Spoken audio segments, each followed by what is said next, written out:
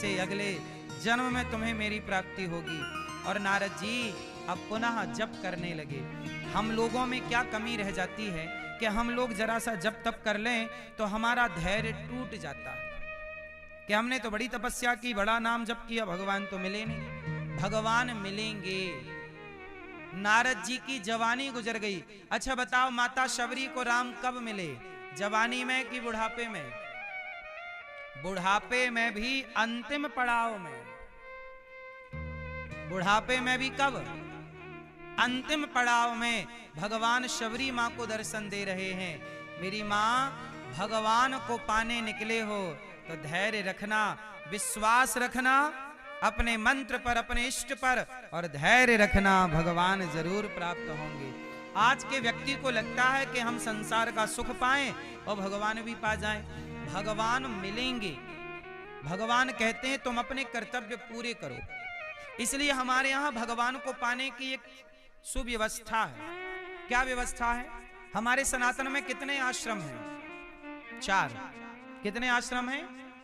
ब्रह्मचर्य, गृहस्थ, वानप्रस्थ और सन्यास। पहले ब्रह्मचारी रहो। आजकल के लड़के लड़कियां क्या नहीं रह गए? ब्रह्मचारी। अब देखो ना, शादी के पहले ही कुछ लोग लिव-इन में रहने लग गए। अब लिव-इन में रहोगे तो ब्रह्मचारी थोड़ी कहलाओगे। पहले ब्रह्मचर्य का पालन करो, फिर गृहस्थ में जाओ। तो गृहस्थ में जाके अच्छे से प्रेम से रहो, बच्चे इत्यादि उत्पन्न करो, बच्चों का शादी विवाह कर दो। जब बच्चों के विवाह से आप जिम्मेदारियों से फ्री हो जाएं तो गृहस्थ के बाद कौन सा आश्रम आता है? जोर से। वानप्रस्थ।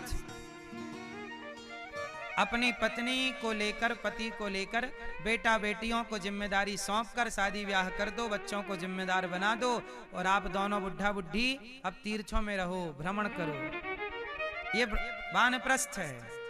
अब आप लोग जैसे जैसे बूढ़े होते हैं वैसे ही वैसे चिपकते जाते हैं माया से, पैसे से, संसार से।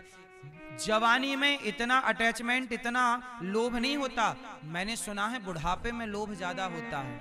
क्यों? ये बात सही है कि गलत है? मैया सही क्या गलत क्या?